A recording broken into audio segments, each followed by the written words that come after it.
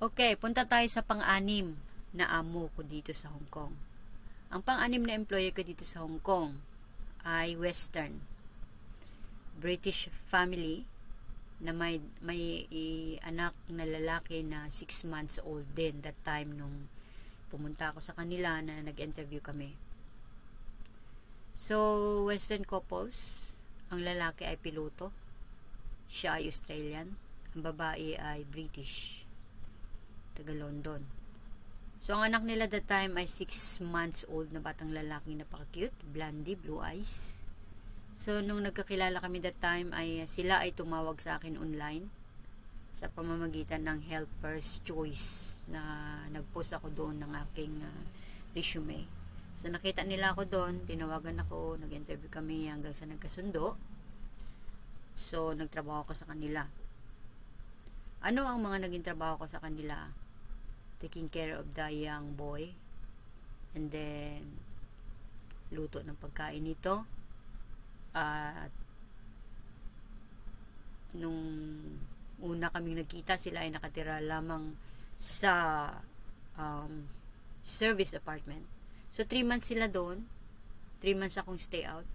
So nagsistay ako sa boarding house, medyo may kalayuan, at may oras ang trabaho ko, 7 to 7. And then after 3 months, naganap sila ng bahay na malipatan nung nalabas na yung visa ko. So, napunta kami sa South Bay. Ang pinakamadulo ng South Bay, doon malapit sa dagat, doon kami tumira. So, tumira kami doon ng 2 years. And after 2 years, nirecontract nila ako. Another 2 years. So, unang kontrata, 2 years. Pangalawang kontrata, 2 years. So, lumipat kami ng bahay from South Bay dito naman sa Bel Air. Ang Bel Air ay nasa Pok Fulam. So, lumipat kami doon, naka-another 2 years kami doon. At after 2 years, nag-recontract ulit sila sa akin ng pangatlong kontrata. So, 6 years. Tatlong kontrata, 6 years, 2 years, 2 years, 2 years. So, sa daloy ng trabaho araw-araw is almost the same. Linis bahay, pamalengke, luto pagkain, gawa ng playdate sa bahay, punta sa bahay na may playdate, kasama yung mga bata, ganun-ganun. Hanggang sa dumating ang COVID-19. Kasi that was, pang-anim na amo ko ay 2016,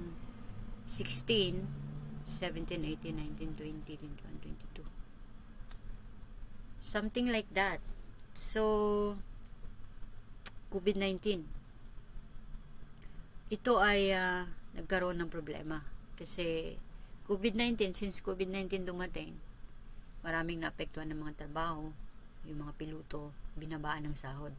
So, take it or leave it. Naghirap-hirap na yung buhay nila. Kasi babae, wala naman masyadong magandang trabaho. At hindi rin maganda masyado ang kita, ang commission or something. So, medyo nagtipid sila nung nag-recontract ng pang-atlong kontrata, wala nang increase. Which is, nung nag-recontract ako ng pangalawang kontrata, maliit na naman din ang increase. So, yun ang nangyari hanggang sa tagirap na talaga nung 2019. Gumawa sila ng isang bagay na hindi ko nagustuhan. Which is something like dinamay nila ako sa hirap ng buhay nila. So, kailangan maghirap din ako at wala rin ako mapala.